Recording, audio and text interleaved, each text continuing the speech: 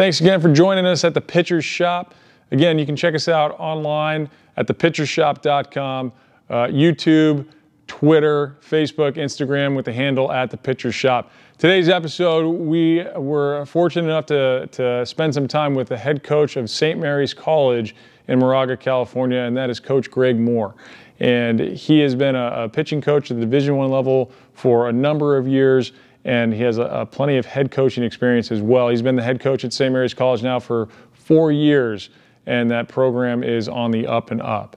And so I hope that you guys can take some valuable information away from Coach Moore as he talks about not only his program, what they're doing, but also what they're looking for in pitchers and just his own personal viewpoints of what makes guys different and stand out in the separator that takes them from good to great.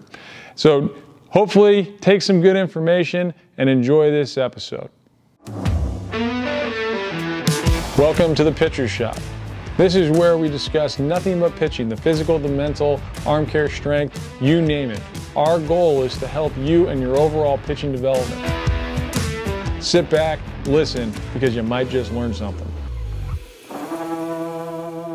All right, welcome back to the Pitcher's Shop. Here we are at our podcast. We have a special guest today. His name is Coach Greg Moore. And again, what we're going to have Coach Moore talk about is just his program and different aspects and viewpoints from pitching and also just position players and how he's choosing to run his program and people that are going in there. Again, the Pitcher Shop, we're trying to bring you as much information as possible from all different people with multiple professions and trying to get you as much information as possible so that you can help with your overall pitching development, both physical and mental. So with Coach Moore, one, if you don't know who this guy is, well, get out from underneath that rock. And two, let me go ahead and have him introduce himself. Coach Moore, how are you doing over there today? Coach Nisco, I'm good. Thanks for having me on. I've been diving into the Pitcher's Shop, and when you asked me to be on, I was honored first, but I love what you're building. Well, thank you. I appreciate that, and we thank you, of course, for your time. That is so valuable, and you're very generous with that. And again, can't thank you enough for joining us. Coach Moore is the head coach at St. Mary's College, the Division I baseball program in Moraga, California. And they're in the West Coast Conference. If you haven't heard of St. Mary's, you definitely will soon, but you've probably heard of the basketball program. I just got to throw that out there. St. Mary's is always battling Gonzaga. And they've made a good name for themselves nationally, and baseball is on that way and in the right direction, especially under Coach Moore. So, Coach, you got into you're the head coach at St. Mary's College, which is incredible, and the road getting there. How'd you get there? I mean, you started playing, and then when did you know you wanted to coach, and then where did you start coaching, and how'd you end up there? Yeah, it's fun to think about. I wanted to be a police officer my whole life. I grew up going on ride-alongs with Long Beach PD and sometimes getting out of the car on the wrong side and looking back at the officers who were pointing guns at people who were trying to steal a car. So I realized I wasn't very good at that. But I began coaching by accident. I was playing at University of San Francisco, and I was hurt. I had 2 shoulder surgeries, so I really sat out almost 2.5, 3 years getting a experimental labrum surgery and some other things. So I went back behind the plate and started to catch in my last 1.5, 2 years, and I loved it. I just loved the learning, the fact that you could be a servant on the field, help those pitchers, but try to bring out the best in them. So when I finished my academic time, I continued academically and tried to get a doctorate in education, not knowing what I was going to do. But I loved the idea of helping players one-on-one and having these conversations that brings out the best in them. And I realized it was so much more about them talking through their challenges than it was about just me delivering exactly what they needed. So it got in my blood. When I was about 22, I was finishing playing days, but I realized at that time that coaches were so powerful and impactful in my life. And then I saw how intoxicating it was to watch guys get better, enjoy the game, and push themselves to be better people. So from then on, I wanted to coach, and Nino Geritano was kind enough to say, hey, I've got $30,000 and nobody else will take this job or take this job in San Francisco and afford to live here. Would you want to do it? And I said, yeah, I'd love to. So I lived in the office for a few years because the rent was free. And from then on, I mean, it had nothing to do with me and everything to do with watching these guys get better. That's how I started coaching. And then I bounced around the West Coast for a few years. And, I'm lucky to be here. My dream job was always USF because it was small, religiously affiliated. Now I'm at a place that I didn't even realize was all of those things and more with the community at St. Mary's. So that's how I started, and that's where I'm at now. No, it's great. And St. Mary's College is a beautiful campus. I mean, and like you said, it's a small, tight-knit community. And just you really get to know everybody that's there. And I'm imagining that that's probably one of the things that helped draw you to St. Mary's when you took that job was the campus, that community. Are those the things that drew you to take this job? And what else was there? 100%. It was the community. And really it was a realization that the things I valued in my time at USF were all here and a lot more in some ways, just in terms of that community you talk about. It is so tight-knit. I say that here there's a filter. You come to St. Mary's if you're serious about school, about baseball and relationships. And to be around that every day, to be with guys who value those three things, it's a joy to watch. And then guys like you graduated from here, you see it in them even when they're 5 years, 10 years, 15 years out. They're just wired to value those relationships, to be we say gentlemen off the field and animals on the field. And you watch these guys that are 35 years old who went to St. Mary's and they're still animals in their professional life. And then they're gentlemen when you meet them. And that mix is really beautiful. And I think a lot of the people that go into the community after being here, playing here, they're making this community better. And they're all St. Mary's Gaels. No, I agree with you. I think that's what's so great. And yes, of course, I did graduate from St. Mary's, but that's what I loved about that school at St. Mary's College specifically was just that idea of community and getting to know people, and that you carry those relationships, on and it really, that place for whatever reason, at least for me, it really helped develop who I am now and the people that I met there, and I'm still in contact with a number of people that I went to school with. Which I know some people are, but I just always feel like it's a little bit different. But it's a very fun thing to be a part of. Great area there. So, and of course, Moraga is beautiful. The campus is beautiful. They made a lot of changes to St. Mary's since I've been there. I mean, they've added, I think, a rec center. What are they doing differently now? I think a stadium is finally being built. It's taken about 80 years, but they're finally getting one there. So, what are the new things they're doing at St. Mary's? The rec center is beautiful. I think that came just after you, a couple of years after. And then the baseball stadium is being built. The Stadium Bowl is being built right now, only about 40 yards from where I'm sitting. There's a new hitting facility. And then they've done a lot in the last few years to get into those dorms and upgrade those a little bit. Still those quaint, beautiful old brick buildings, but now they've gone inside and helped improve some of the heating, the cooling, the air supply. But, the cafeteria, and they've just touched up so many things on this campus from when I came on a recruiting trip here 25 years ago. It's just a beautiful place to be. Absolutely. And I'm glad they're improving the airflow in those buildings too. That's always a nice thing for the students. Yeah. Especially students coming back from practice. That's right. That's right. So now at St. Mary's, so you're in is it your fourth year as the head coach now? Fourth year. So with your program, I mean, it's starting to develop, and guys are starting to understand exactly what you're expecting from them, and you're really putting the roots in for your program. How's all that taking place now? We're in 2023. I know we're in the middle of the season. How's everything with the team, with the program, and the season going for you at this point? Yeah. This season has been a lot of fun. It's been a good challenge from the start. We kind of go into the year with a plan, and then the plan changes.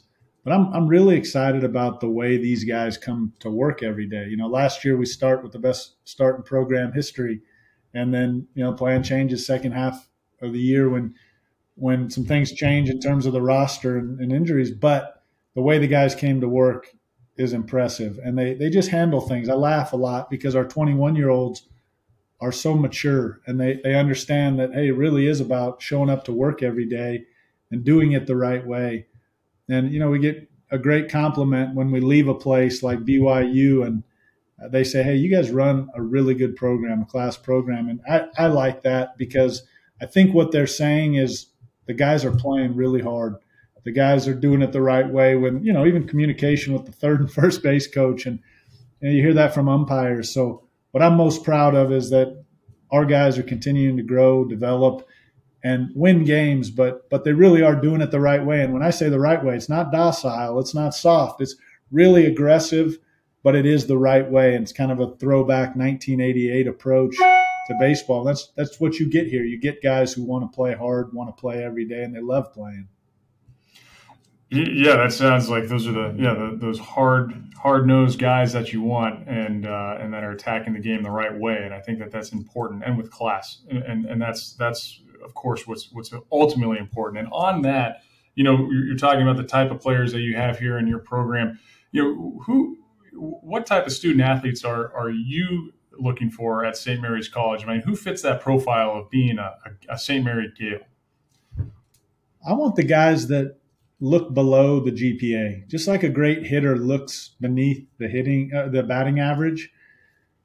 A really good student, a hungry learner, as I call them, they look below the GPA, and they look at the skills that it takes to succeed in the classroom. So I really listen as I talk to guys, get to know them in the recruiting process. I listen to guys that are not too result oriented in terms of they're fixed on the GPA. Our guys are fixed on 3 skills: concentration, separation, and communication. And when they dive into those, and you have guys that are 50-50, but when they get here, they really understand the skills. And what we found is the guys, and we have a lot of them, that will dive into concentration, separation, communication, make that their goal when they walk into a classroom for 50 minutes. Those are the guys that break their own records in GPA, or they perform much better. I think of Chris Campos, who's pitching for the Dodgers now.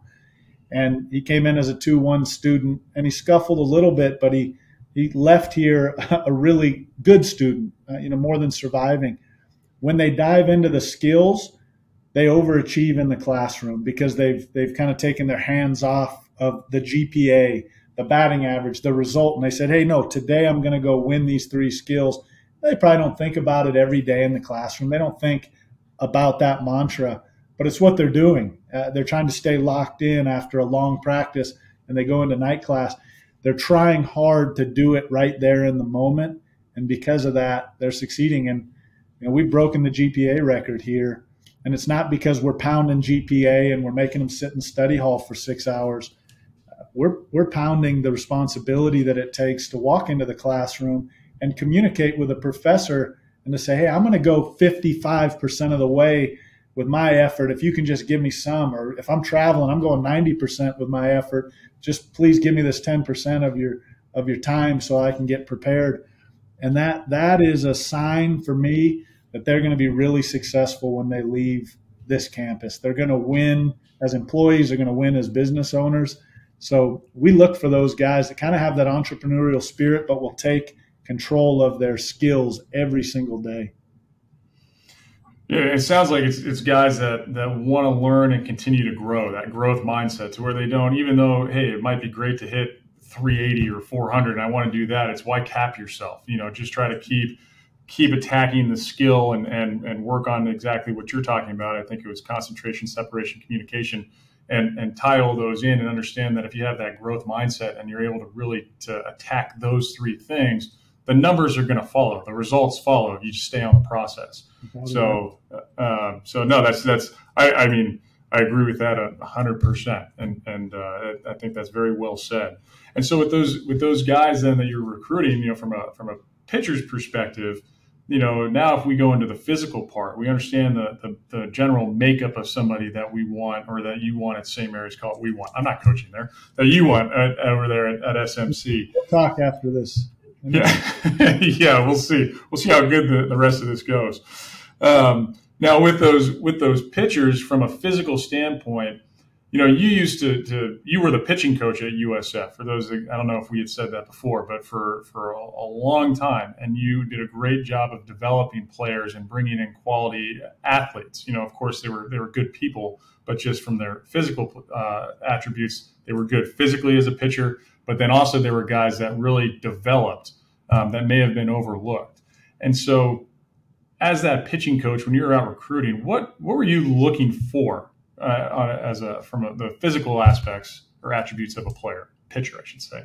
I think at first glance, you're looking at the last 5 feet that the ball travels, and then you're trying to understand how uncomfortable or comfortable that at bat is for the hitter. And then you kind of work backwards from there. It's like reverse engineering. I see what's happening at the plate. I can put myself in the shoes of this hitter. And now I'm going to work backwards and ask why, and how consistent can I make that hitter uncomfortable? How consistent can I dominate the last 5 feet, the ball traveling into the catcher's glove? And that's where it starts. And then when you check those boxes, you work back to the mound and you start to understand the person. Is he steady? Can he compete when there's a runner on second base and that runner's bouncing around? So you start to investigate, is this somebody who can embody steady attack wins? And then you work off the field or into practice. Will they prepare every day? And then off the field, will they be gentlemen off the field and animals on the field? So I really think it's simple. I think you look at, to begin, what is the ball doing in the last 5 feet? How consistent can that be? And then what does the hitter feel when pitch A, pitch B, and pitch C are thrown? And then you work back and you really start the investigation. But I think I'm most proud, at least in terms of development, of seeing, while we were at USF, I was at USF, we had some 82 to 86 mile an hour Friday starters who put up better numbers than the 6'5" second round pick who pitched in the big leagues. And that's because they knew how to move the baseball and pitch. The craft of pitching is a beautiful thing, and there's not one way to do it. There's many ways to get hitters out. You just have to know who you are and use your tool.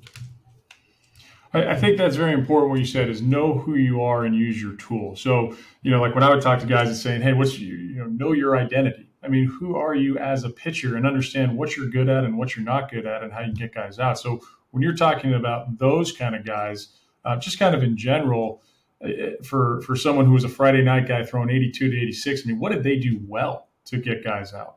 Exactly what you said. They knew who they were. Know thyself. It's ancient wisdom, but you got to know who you are and what you do. Don't try to make it look like the Friday starter that you saw down the street or the one that you now see on TV. You have to go internal, inside out stuff from Stephen Covey and say, I know what I do to get hitters out, and I want to do this to the best of my ability. So one of the guys I'm thinking of was 82, 86. He had about a 79 mile an hour slider. The differential was really good for him. So the slider looked like the fastball and vice versa. So he built his pitch plan around throwing that slider and even throwing it to different sides of the plate. When he got older, he could backdoor it. He could move it down in the zone. So he took what he did, and he did that exceptionally well. Now, I don't think it's very different in us understanding who we are when we choose a profession. We try to bring our gifts to the job, and we understand sometimes we change professions, but we bring our gifts. And that's what a pitcher has to do, is know how to bring their gifts to competition, but also know how to train their gifts when they're on that foul line. And then even when they're sitting in that room thinking about the plan for the day and how they're going to work forward. And I think that's important for guys to understand, is that they're not just, it doesn't just come to these guys. They're really working at it, all the time, every single day. And I would imagine that for, the person that you were speaking about in particular, that he's able to throw his slider on both sides of the plate, throw it down and get guys out and get them to chase. But he can do that because he had great command of the zone, that he was able to locate his fastball inside and out and probably a changeup. And he was able to command the zones within the zone and get guys to swing and make them uncomfortable. I'm assuming, is that what he was able to do? His location was probably the biggest thing for him, I think. Yeah, I think that was a gift. He had good feel, but then he took that gift and worked on it so that he could go to both sides with fastball, slider, and then develop a changeup. So, yeah, it was a little bit of a gift that he built on. And even though he didn't throw very hard, especially today, everybody thinks, you got to throw 95 all the time in order to be successful.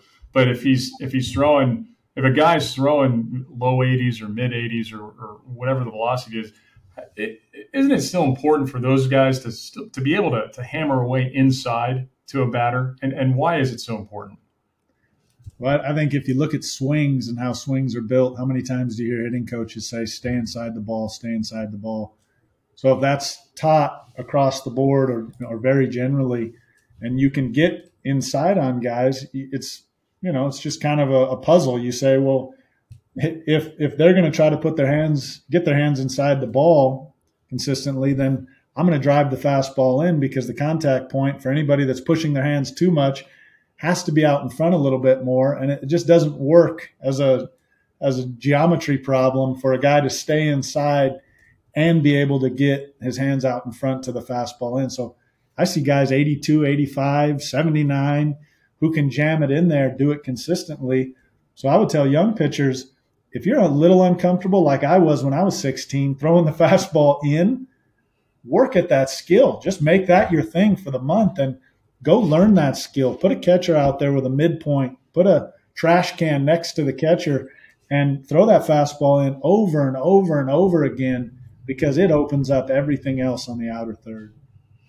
And that's spot on. I mean, that's what I always try to talk to guys, is that if you can throw that thing inside and make the hitter uncomfortable, they're also telling people that, look, he's coming inside, but then it opens up that whole other side of the plate. And that's what guys I think struggle with now, is that, and there's so many, and I tell them exactly this. It's either you're not throwing inside in a game for high school guys. You're not throwing inside because you're not comfortable throwing inside, or you don't trust yourself throwing inside. The coach doesn't trust you throwing inside, and the catcher may not trust you throwing inside. So what do you think you need to do? You need to learn how to throw inside. So then they get comfortable, and then that's going to help get guys out, because people just stay away all the time, which if it works, it works. But my mindset is, hey, let's try to figure out how to make you a better overall pitcher. And getting that ball inside, if you want to pitch at the next level or at any higher level, you got to be able to do that. And if you can do it well, it separates you, or it can be a separator from a lot of other guys. That's a great point. And it's also a building block for what's next. So let's say somebody commits to 5,000 reps throwing the fastball in. Maybe it's 1,000, maybe it's 5,000. But they commit to that. They figure out a way to do it in bullpens, short game, flat ground, whatever you call it. And then you say, well, if you can throw inside at 83, what does that now open up? Well, there's another skill behind that one, and that's the fastball, one ball off the plate. And you get them to picture that, have a little vision, and say, well, if I can do this, and then I build this other skill, maybe you're doing it at the same time, what is that going to do for me? And you can almost picture games. Well, if I'm playing in this game, high school game, and I can throw this pitch in 2 out of 3 times, but I can also throw a good fastball away on the black or off the plate. Now what can I do? I mean, you can almost convince somebody, because it's true. Hey, if you can do these 2 things, you can pitch off your fastball for 2-3 times through the order. So I think there's a challenge in there for pitchers to say, hey, here's your challenge. Pound this thing in. It's going to take 5,000 reps. Now, what is that going to open up for you? Fastball way off the plate, one ball. And you're going to get it called in high school. You're going to get it called a lot of times in college. So it's like building blocks. I love bricks, but it's like 2 bricks that you can build a lot on, because there's so much more after those 2 skills. That's a great point. And I think that's, for anybody that's listening, that is phenomenal advice right there of what you need to do to try to achieve that goal, and also what it opens up. Now, if we go back to something that you had touched on earlier when we were talking about guys, the players that you're looking for out there on the mound, and you had said something about how that guy reacts, with a guy on base or first base or second base, and what he's doing out there. How important is body language for you as a recruiter when it comes to a guy on the mound? Is that something that you're going, hey, he's got good stuff so I can work with it? Or if he's got really bad body language and throwing it out and he kind of has no control over his mindset, is that a big red flag in a way? It's a red flag, and it's something to investigate, because I think some guys get the habit of the knife in their back. They miss a pitch and they get the knife in their back, or a guy steals a bag and they get it looks like somebody just stabbed them with a knife in their back. And some guys just need to be taught out of that. They don't even know they're doing it. So I don't write a guy off because his body language is a little bit suspect. It's definitely something you look at. And for anybody pitching, what's really impressive is when you pound a fastball away, the umpire doesn't call it, and you get the baseball back, do nothing. Your eyes stay steady, your body language stays steady, and you go make the next pitch. In terms of feelings, you may be feeling the emotion of up and down because the ump missed a pitch or something happened. But I'll tell you what's impressive is we sit behind that backstop and we know what you're feeling. But when you just act above the feelings and you make the next pitch anyway, that is really, really subtle, but really, really impressive for a young guy to do. So body language is very important, but understanding how to command the body language sometimes needs to be taught. And I think you're right about when you're watching that guy for those young guys out there, if you can control your body. I always say, look, if you can control your mind, you can control your body, and if you can control your body, then you can control the zone. And those guys, if you can't control your body language, you're not in control of your mind, because that's exactly what it is. So, and you brought a great point up is, hey, we know what you're feeling. Like we know you don't want to fail. We know that you're pissed off that was a strike, right? Every pitcher that misses a ball, you're like, they're always strikes. We get it, all right? But that's okay. Like, you don't need to show us, and you don't need to show everybody. And I think that's what people think is they have a feeling like, I've got to show people I really care. Yeah. And so I'm so mad, and this is, that's BS that was totally a strike. Well, yeah, we know, right? Or, the guy makes an error. We know that you're not happy about that, and he's not happy about it either. So I always tell guys for the body language, if a guy makes an error behind you, if you make any kind of a hand gesture, or you get all flustered or pissed off, just imagine if all of your players did that when you walked a guy. Because a walk is an error on you. That's my feeling. So if you walked a guy and everybody went, it doesn't feel very good. So control yourself out there, just as a little bit of an example. But Coach Nisco, I think there's one simple thing for guys that struggle with bad body language that somebody could do with them to teach them just that vision of what does it look like when I'm failing, and how do I keep my spine strong, whatever you want to call it. Have that guy do an active visualization where he throws a pitch on the mound, and have a guy with a fungo at the plate, and he throws a dry pitch, no ball, and you bolt one into the gap. And that guy's got to go to backup. He's got to get the baseball back, mock baseball, no ball, and then make the next pitch. Well, that's a ground ball to shortstop. It went through his legs, and that guy scored, and now you have runner on first.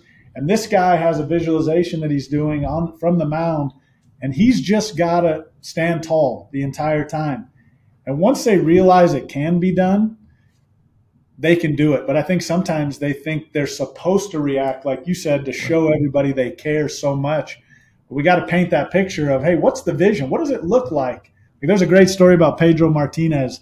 He loses 1-0 because a shortstop makes an error, throws it away, whatever it was, and the reporter asks him, hey, are you disappointed that shortstop made the error? And Pedro, in his broken English at the time, I think it's still broken, but it's getting fixed. He says, no, I never should have let that guy hit the ball. That's my fault.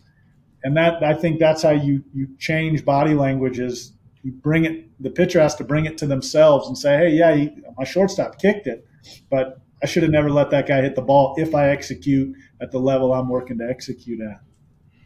That's a great story for Pedro, and it's like the idea of that I refuse to be the victim, right? I'm not going to have that victim mindset. Hey, he hit the ball, he shouldn't have hit the ball, or he shouldn't have hit it that hard. I should have made a better pitch. And for us as pitchers, we always say, look, you got to take more responsibility out there. And if something happens, you're not trying to look for someone to blame or a reason why things didn't go your way. It's just going, hey, the reason is with me, and I got to figure out, what did I not do so well so I can really kind of grind away and work on that? And what things did I do well and get better and just keep the course and building on that. Mm-hmm. So I think that's good. Now with the guys that you've coached throughout the years, And the ones that, we're talking about the guy, again, the Friday night guys that were throwing in those low to mid 80s that were putting up just as good or better numbers than a second rounder. What did they do? I know we talked about identity, but from a work ethic standpoint, what are the guys that have a lot of success? What do they do differently than the other guys that kind of are a little stagnant, through their daily routines or whatever? Great question. The simple answer is they tell themselves the truth and they have courage. Like we're talking about with competitive situations, they just keep pitching. But they tell themselves the truth. And an example would be, a guy executes a pitch, and I'm thinking of that guy throwing 82, 86. He executes a fastball away, and he gives up a base hit. Well, he's celebrating that because he did his job. But in the next inning, maybe he throws a fastball that is not executed. It's up and away and not where he intended to throw it. And that guy gets a bleeder down the line. It's so easy for him to say, well, it was just a bleeder down the line. But if he goes right to his job and he says, yeah, but what I was trying to do was execute the fastball down and away. When those guys get in that habit of telling themselves the truth on the mound, I did not execute my pitch. It doesn't matter if it was a bleeder. Or I did execute my pitch and he scorched it. I don't care. I executed my pitch. So it's telling yourself the truth. You go to the simplest job and you say, this is my job. I'm going to do it over and over and over again, and it's beautifully boring, and you just go. But then the courage comes in continuing to do your job when you get into the 5th, 6th, 7th, or if a umpire won't give you that ball off the plate that you use, well, I've got the courage to make an adjustment and still continue to commit to my pitches. So I think those two things are where it starts, telling yourself the truth and then having the courage to continue, even if you have to make some adjustments. And that's also actually how Dennis Prager says that you build character in the conscience. And now that I think of it, is you tell yourself the truth and then you have the courage to go do it. So that's why pitching's beautiful. It's like it is the metaphor for life. Right, and I think we could probably go off and talk on that subject for a long time, but we won't do that today because it really is. There's so many lessons that you learn on the mound when you're out there by yourself and you're alone in your thoughts, so to speak. And years later, you kind of remember some of those feelings, and you get into those exact same situations, in business or whatever, and you start talking to yourself when you're out there in the middle of the street. Fit in San Francisco, but in most places you don't. You could park the shopping cart though before you go into the middle of the street. That's right. Yeah. So now when you talk about the that's more of the mental part for those guys, and that separates them. Now, in terms of the physical part, what are those guys that are really excelling at the collegiate level or even the high school level? I mean, what do you notice about them and what they're doing on a daily basis from a physical standpoint to help master their craft? Yeah, I know you're so good at this part, the arm care. The body care, and I say care, it really is attacking the arm care one rep at a time. So a guy that is going to succeed, in my opinion, is not only going to do his arm care, he's going to engage in every single rep. I mean, he's doing a movement, but he's fighting to engage the muscle that he's trying to engage, and it truly is something that he understands is one rep at a time. Those guys that do their arm care are also the guys that in the weight room, in their strength training, in their sprints, they're going one rep at a time. We had Kyle Zimmer, who was the 4th pick in the draft at USF, and he was an incredible learner, hungry learner. He was always asking about grips. But when he went in that weight room, I mean, the paint came off the walls because he was just doing one rep, one set at a time. And I remember after he got drafted, a dad called me out of the blue and said, hey, what was the magic on Kyle Zimmer? And I had never thought about putting it in one sentence, but for Kyle, he went one rep at a time. So what do guys need to do physically? They need a good plan to prepare and train. But I could write the plan, and I'm not as good as you are at writing a physical plan. I mean, based mostly on our bodies. I'm fat and you're not.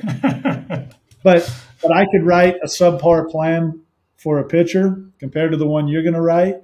And as long as he engages in it, and it's the only thing that matters when he does it, he's on the right track. Anybody can write the plan. Now, if they get one that's specific to them, even better. But you've got to go one rep at a time, and it's got to be the only thing that matters when you're engaged in it. I think you still look great over there. You haven't aged a bit in all these years, so you're not overweight. Soon. So now going on the plan, that when guys have a plan, and I think it's just it's so well said of focusing on one rep at a time. And it really helps guys to stay in that moment and focus on what they're doing and not trail off to, if I can just I got 2 more sets of this, then I can move on to that. It's, well, let's keep the focus here, which then I think translates to the mound and when we're focusing on one pitch at a time. Yeah. And, so I think that's the idea behind that. And if guys can do that, I think their focus intensifies on whatever it is that they're doing and thus makes us better. So I also think for young guys, they need to use the practice plan to drive that attention. And it's so simple, but every good leader is a good follower. So even those old guys that know practice plans, they should look at their practice plan. And when it says skill work there at 250, and they see that the skill work is 20 picks or whatever that might be, let that drive their focus so that when they go down to skill work and their job is to do 20 picks, they're doing 20 picks and they're not thinking about mechanics and delivery and these other things. So allow the simplicity just to fuel your drive to do one thing at a time. And that's a habit, right? It's a habit to look at a practice plan and say, that's what I'm being asked to do. I'm going to go do that. And it shows up on the mound. So I don't want guys to think you're just doing it for the sake of doing it. It teaches you to put the emphasis on the one skill. And it's so easy. It's right there on the practice plan. I'm going to go do that to the best of my ability. And then whatever the next thing is, I'm going to do that to the best of my ability. And then you stop worrying about, well, what's happening at practice. You just go, hey, what's my job at practice? And that makes you better. It makes you better in a week, a month, a year, 6 years. And that makes you better in everything. If we're not worrying about everybody else and you're kind of worried more about yourself and what your job is and the task at hand, then it makes life easier.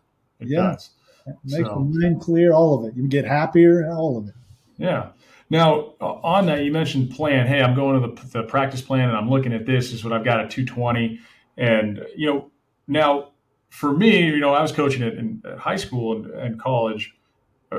Practice plan was normal. So even for the high school team I was coaching over at De La Salle, it was like, hey, the practice plan, here it is. I made sure it was up at like 1 o'clock every day so that guys could go and look at it, during the lunch, or actually 12, so they could look at it at lunch, have an idea, and then they'd go out to the field and still review it.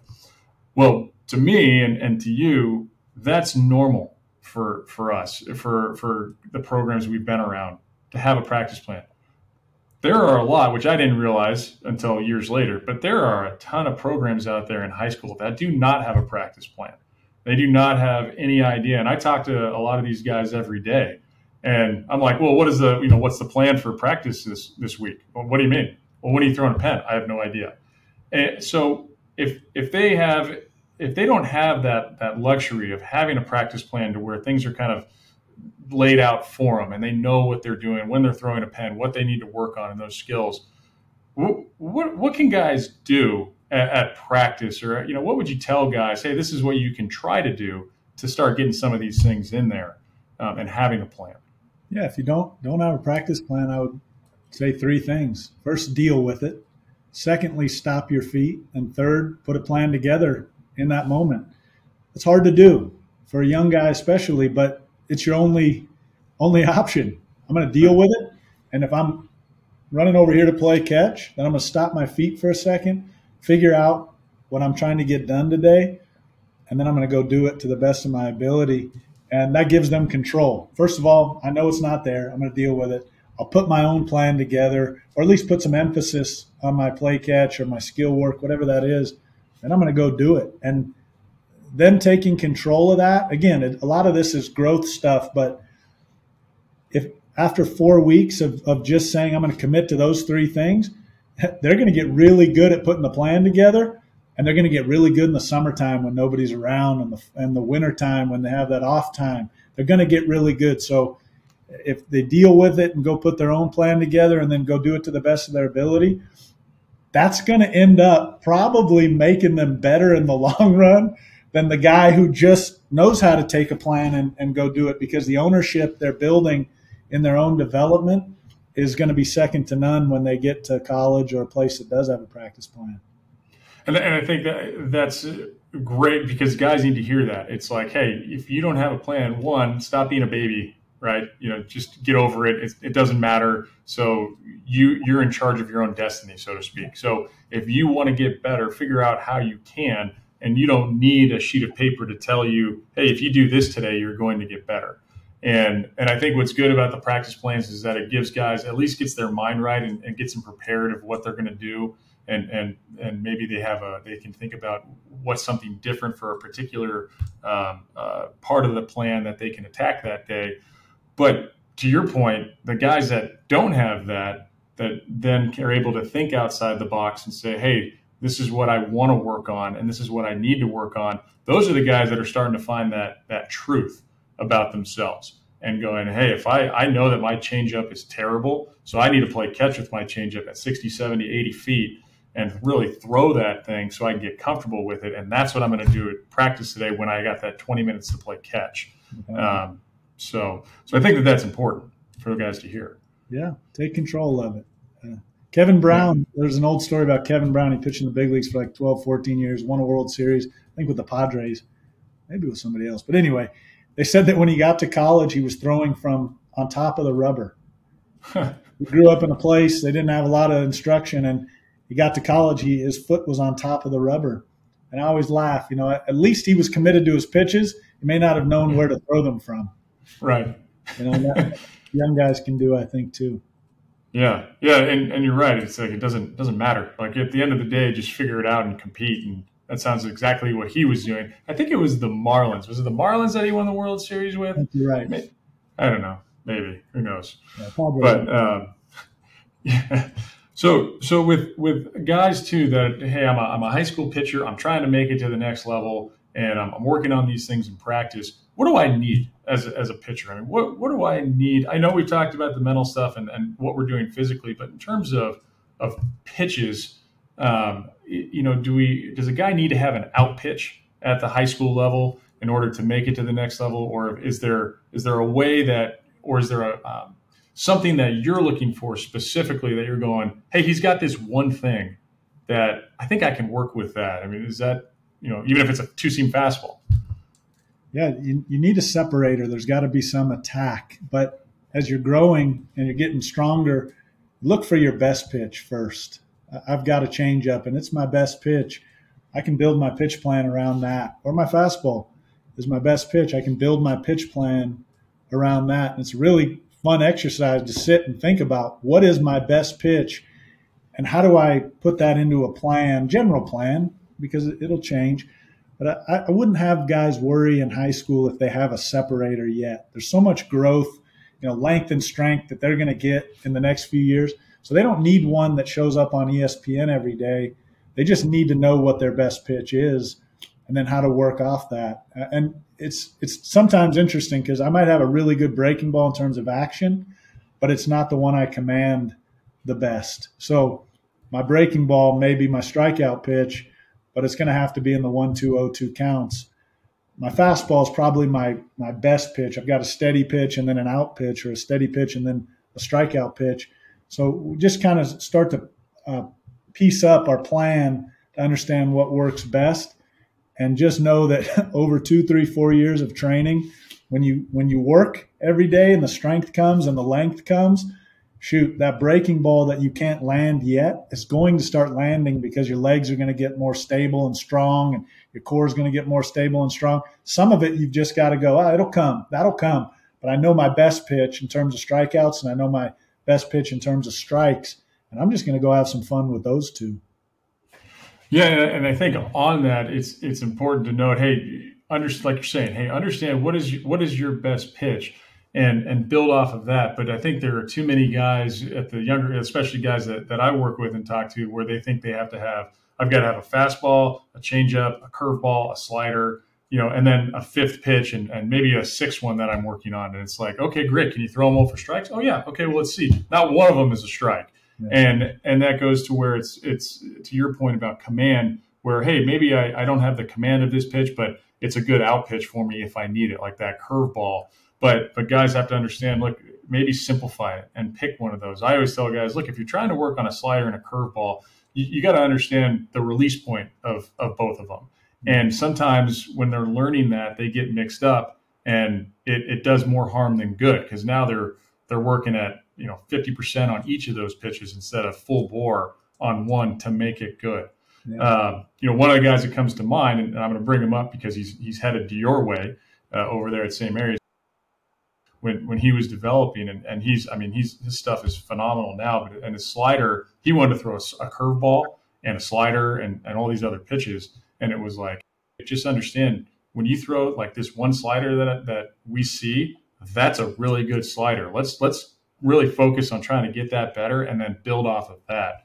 Mm-hmm. And it took a while, but he kind of bought into it. And then he canned the curveball altogether, because he's going, I don't need it. I can throw that slider and then throw my fastballs inside and outside. And then his changeup got a lot better. So I think once he simplified it, helped make him better. And I think for guys, out there, it's tone it down and focus on one thing, get really good at that and build off it, just like you're saying. Yeah. A lot of times less is more, and it's hard for the pitcher to understand it until they put themselves either in the catcher's shoes or the hitter's shoes. A guy like the way his ball can Y the plate, I mean, he can put himself in that box and say, you know what, I can see how this would be uncomfortable as a hitter. So it's fun. It's that you're a good teacher. I know that from working with you. And sometimes that little spark happens when they see a picture from somebody else's shoes, like the hitter's shoes, and they say, yeah, I might be hard to hit if I just went 2 pitches and used my fastball to both sides of the plate. There's some really good growth and learning there. Yeah, no, I couldn't agree more. I mean, that's what, and I think that's important for guys to understand, is try to put yourself in the hitter's shoes and figure out, what do I need? What do I, it's kind of going on a different, almost a slightly different tangent, but if you can put yourself in the hitter's shoes, it's what makes me feel uncomfortable when I'm in the box, and what do I not like to hit? Well, then if I'm the pitcher, why don't I try to do that? Yeah. Because chances are, if I'm not that different than most hitters, and so most people are going to have that same kind of thought process of let's get them uncomfortable. Yeah. So very, very good. So now with these guys that are coming through to St. Mary's, we're really excited to see what the new guys are going to bring. And are you guys still out there recruiting right now for the next year, or have you guys finished? Or I'm just kind of curious. Yeah. We go a little bit later. At least we save money for players that succeed on the field and in the classroom, and we reinvest in our own players to reward them. No different than running a business. You want to give the bonuses to the guys. Sometimes we're delayed by a year because of the way budgets are work. But the other thing we do is we save a little bit of money for the late bloomer. So we are still recruiting and kind of watching to see who's going to develop late. This is the best freshman pitching staff I've ever coached. And 2 of these guys, they were late. Our freshman closer right now is from Bellarmine, and he only threw about 7-8 innings, I believe, his senior year.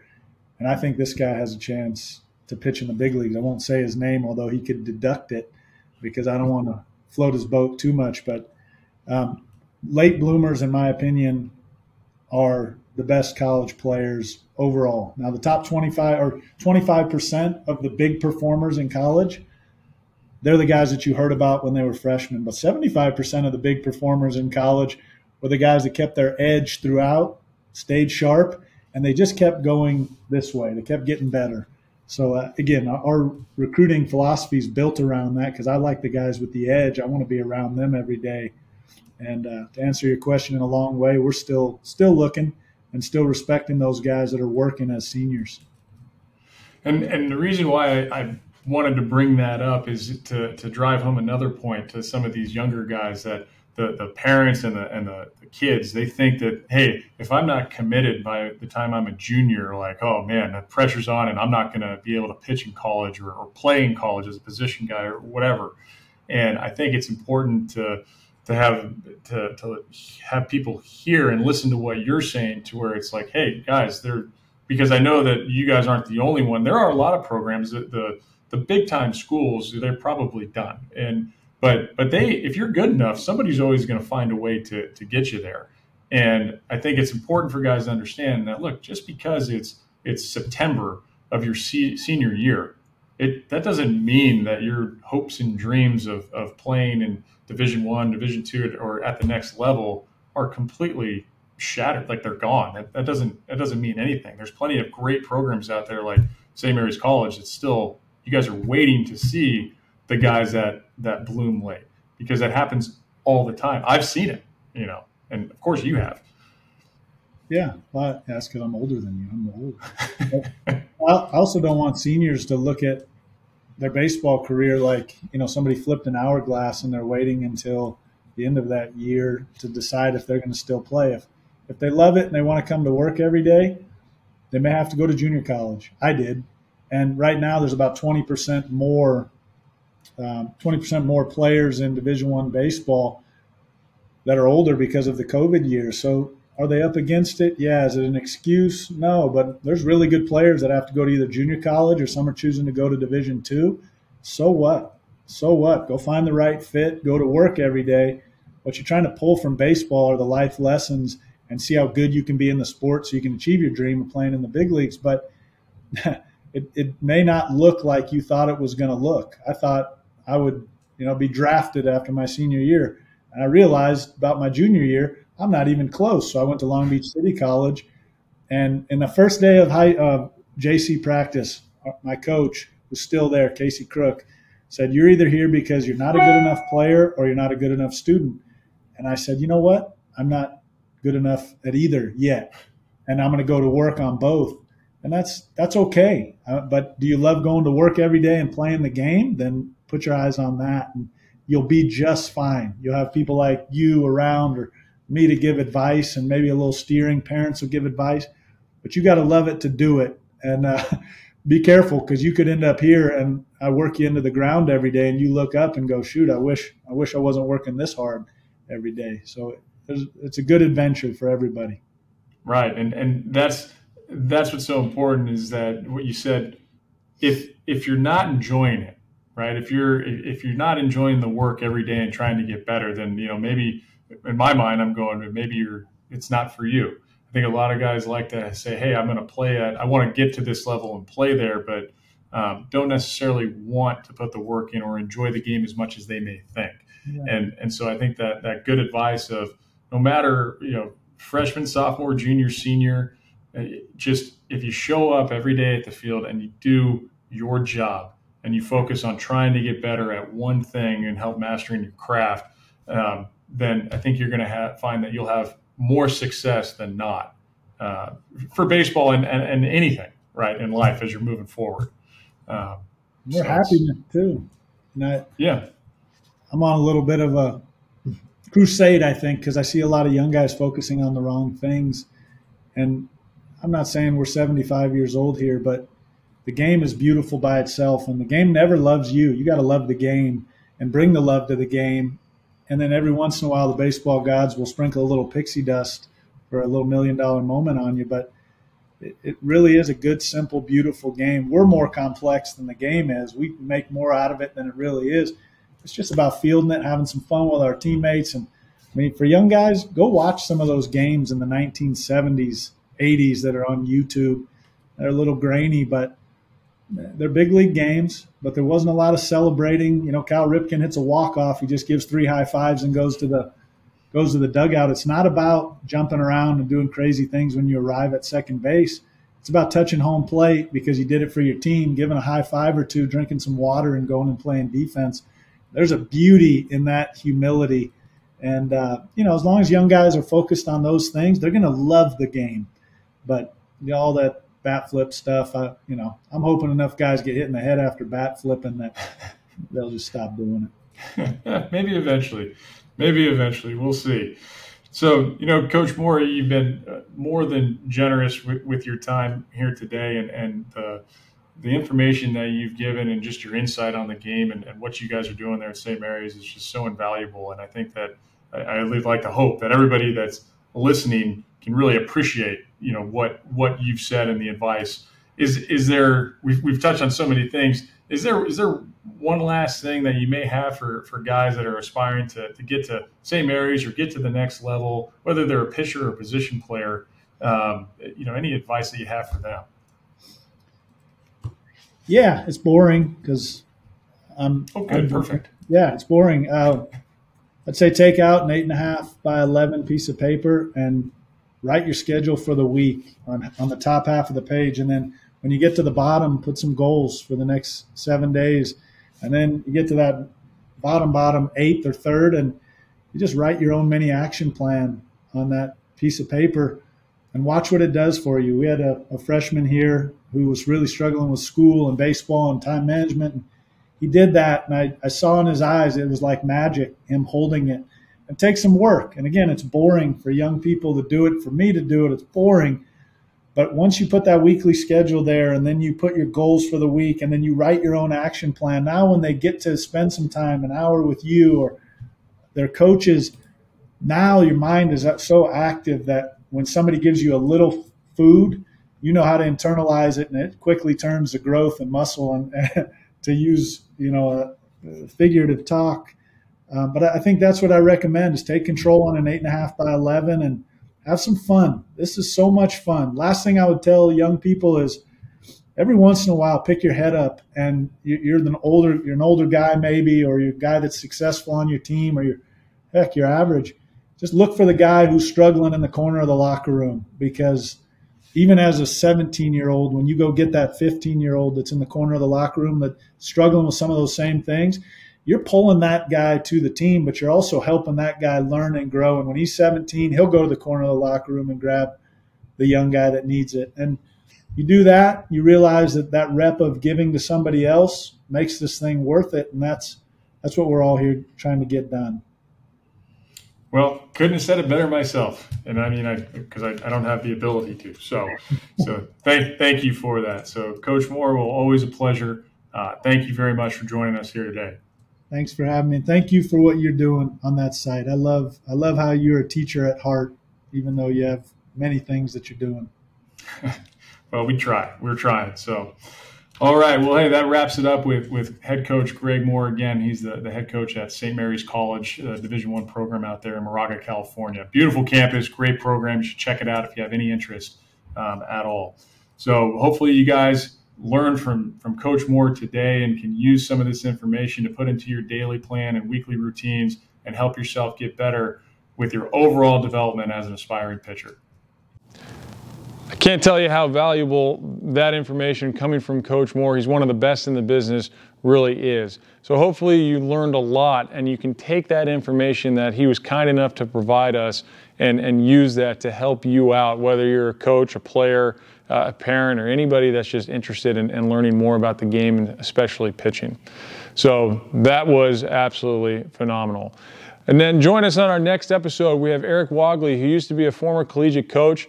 He had a good playing career, and then he is now the founder and owner of Kinetic Performance Institute, which is in Morgan Hill, California. So KPI is a very high-tech, state-of-the-art facility where they're training pitchers with arm care, mechanics, strength, conditioning, all of that stuff, you name it, and they're breaking it down. So it's really interesting to hear what he has to say about what they're looking for and the measurements that they're taking that's helping guys on the physical part of pitching, and also the mental part for guys that are getting into high school, at the high school level, collegiate level, and also guys at the professional level. So again, next episode with Eric Wogley. I think you're going to enjoy it.